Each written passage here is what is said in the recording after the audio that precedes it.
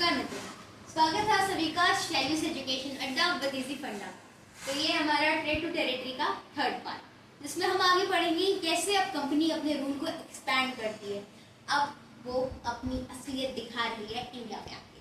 सो चलिए बढ़ते हैं वीडियो की ओर, लेकिन उससे पहले fundamental right of our channel पे नए हैं तो सब्सक्राइब करें और वीडियो अच्छी लगी तो सिंपल सी बात है लाइक करें और अपने डाउट्स कमेंट में पूछ सकते हैं। अगर खुद तो आपके कोई भी डाउट्स तो आप कमेंट सेक्शन में पूछ सकते हैं, आपके लिए खुला है। तो अब हम बढ़ते हैं कंपनी रूल एक्सपैंड। देखो क्या होता है कि मीर जफर की कहानी तक कंपनी सोच रही थी कि कैसे अब अपना, क्योंकि मर्चेंडाइज में क्या होता है तुमको बस प्रॉफिट दिखता है और कुछ नहीं, क्या हो रहा है क्या नहीं हो रहा है ये तुम्हारे लिए मैटर नहीं करता, मैटर करता है तो सिर्फ प्रॉफिट। ठीक है, तो अब क्या होता है कि मैंने आपको बताया था कि मीर जफर की मौत के बाद कंपनी अपने आप को नवाब डिक्लेयर करती है, लेकिन मीर जफर को जब दूसरी बार नवाब बनाया जाता है तब उनसे डिमांड रखी जाती है कि 5 लाख रुपए हर महीने आप कंपनी को ऐसा दीजिए, देते रहिए ताकि वो अपना ट्रेड एक्सपेंड कर पाए। लेकिन अब वो 5 लाख रुपए भी ब्रिटिशर्स को कम लगने लगे। अब तुम सोचो उस टाइम पर 5 लाख रुपए कितना ही होता, मतलब कितना ज्यादा अमाउंट था उस टाइम का, लेकिन नहीं। तो अब क्या होता है कि ब्रिटिशर्स क्या कहते हैं कि ब्रिटिशर्स अब बोलते हैं कि नहीं ऐसे तो नहीं हो रहा, अब हमें पूरा रेवेन्यू ही लेना पड़ेगा। तो और ये बेवकूफी करता कौन है, शाह आलम II दे देता है इनको दिवानी राइट, यानी राइट टू कलेक्ट रेवेन्यू। अब हम कहाँ की बात कर रहे हैं, बंगाल की, तो right to collect revenue in Bengal. अब ये राइट इनको मिलने के बाद ब्रिटिशर्स बन जाते हैं नबोब्स या नवाब्स, जो भी बोले उनकी भाषा में, ये बन जाते हैं नवाब्स या नबोब्स, ऐसा ही लोग क्या कहते हैं। सो मैंने आपको क्या कहा था, इनका रूल कैसे एक्सपैंड हुआ, पहली बैटल ऑफ प्लासी के बाद, जो कि कब हुई थी, रिमाइंड करिए याद करने की कोशिश करिए, इजी बात है, नो बकवास है। 1757, अच्छा 1757 को देखिए कुछ याद आ रहा है। फर्स्ट वॉर ऑफ इंडिपेंडेंस आप सभी को पता होगा कब हुई थी, 1857, उससे 100 साल पहले क्या हुआ, 1757। याद करिए, कनेक्ट करते हुए चलेंगे तो आपको सब कुछ आसान लगेगा, कुछ नहीं।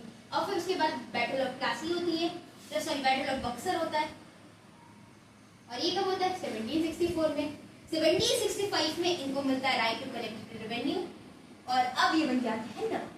अच्छा, नवाब सबसे पहले कौन बनता है, गवर्नर कौन बनता है वहां का, ब्रिटिशर्स का गवर्नर कौन बनता है सबसे पहले, रॉबर्ट क्लाइव, है ना, रॉबर्ट भैया बनते हैं, रॉबर्ट क्लाइव। अब मैं इनके बारे में क्यों फोकस कर, देखिए कह लीजिए इससे governor, first governor of India बनते हैं बंगाल के, है ना।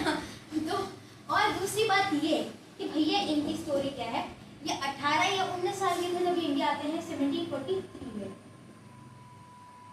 और जब ये जाते हैं 1768 में, ये सोचिए ये आए थे 18 या 19 साल के और ये जाते 1768, ठीक है, यानी टोटल कितने साल के होंगे, 8 सेकंड या 5, इतना मेरे पास टाइम करेगा, बकवास करेगा, ठीक है, तो कर भी लेते हैं, छोड़िए। 25 साल में जब ये यहाँ से जाते हैं, एग्जैक्ट 25 साल बाद, तब ये तो ऐसे इतना कमा के जाता है भैया, यहाँ से कितना कमा के जाता है तुमको पता हो, इतनी बड़ी अमाउंट है,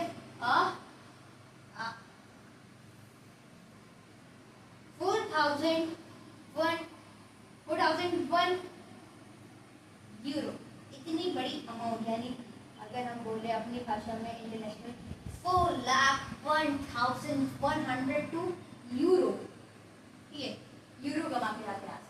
और जब यहाँ से ब्रिटिश यानी इंग्लैंड जाते हैं, ब्रिटेन जाते हैं, तब इनके ऊपर लगाया जाता है, क्या बोलते हैं कि धोखाधड़ी का, क्या बोलते हैं, घूसखोरी का इल्जाम इनके ऊपर लगाया जाता है, घूसखोरी का इल्जाम। इनको बोला जाता है कि भैया आप घूसखोर हैं।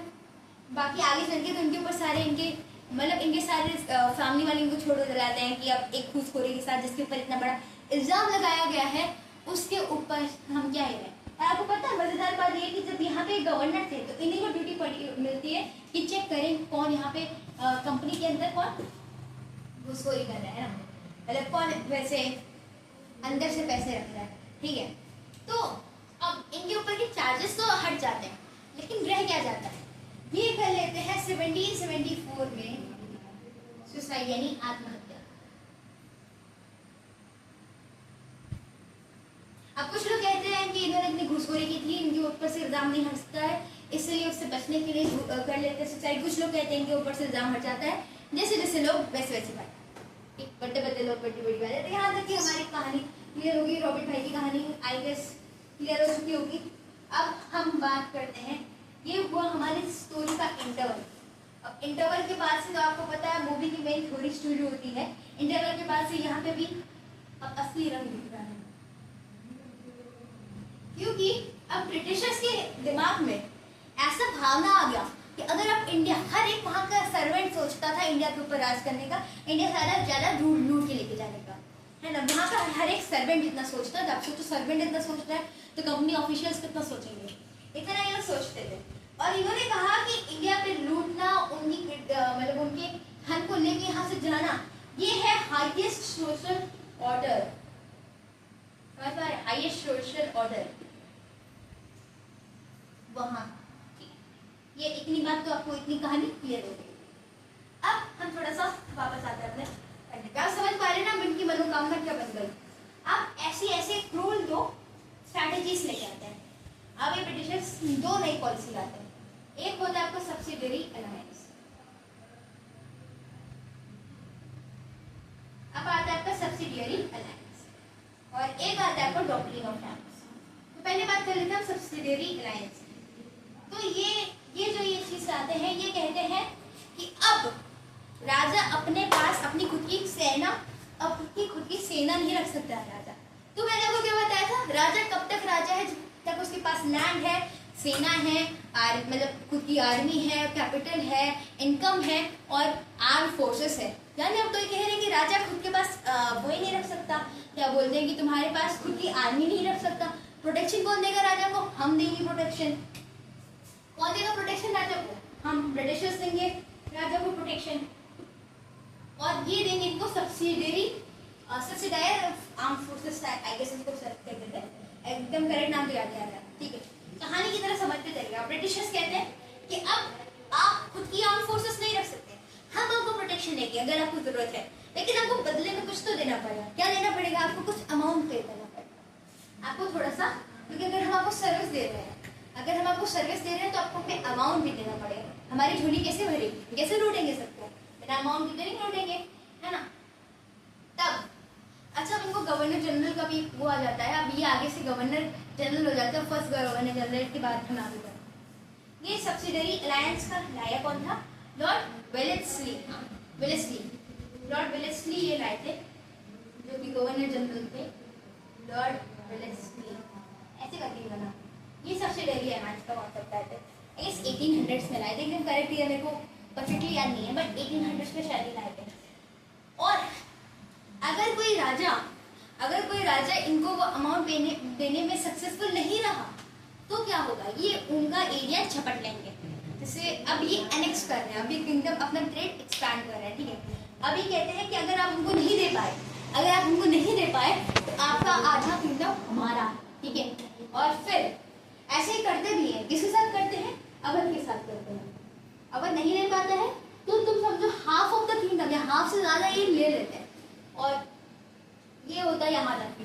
और मैंने दूसरी बात क्या कही? मैंने दूसरी बात कही तुम्हारी doctrine of lapse. Doctrine of lapse की बात करते हैं। डॉक्ट्रिन ऑफ लैप्स बहुत इंपॉर्टेंट है, ऐसे तो सारी पॉलिसी इंपॉर्टेंट है। डॉक्ट्रिन ऑफ लैप्स की अगर हम बात करते हैं तो डॉक्ट्रिन ऑफ लैप्स के हिसाब से अगर एक किंगडम के पास उसका खुद का राजा के बाद वहां पे कोई मेल हियर मतलब आगे आने वाला एक उसका सक्सेसर, एक उसका रियल बेटा अगर नहीं है ना, तो भैया वो अब उनका जो किंगडम है वो आ जाएगा इनके अंदर आ जाएगा उसका किंगडम, उस राजा का किंगडम आ जाएगा। अब तो पूरा किंगडम ही एनेक्स कर ले रहे हैं, समझ पा रहे हैं आप? तो और ऐसे करके इन्होंने बहुत सारी जगह की, जैसे सतारा ले ली इन्होंने, संबलपुर ले लिया, और एक जगह एनेक्स की झांसी से कुछ याद आ रहा है? झांसी की रानी, है ना, झांसी को एनेक्स कर लिया। सतारा, संबलपुर, उदयपुर, ऐसे इन्होंने टेरिटरी एक्सपेंड किया। अब ये दो पॉलिसी लाए जिसका मेन था टेरिटोरियल एक्सपेंशन। पहला कि अभी रिवाइज कर लेते हैं नटशेल में। सब्सिडियरी अलायंस क्या, खुद के पास कोई आर्मी नहीं रख सकता है, ये इनको देंगे सब्सिडियरी आर्मी जो कि उनकी देश की मतलब उनकी टेरिटरी की प्रोटेक्शन करेगी अगर नीडेड है तो।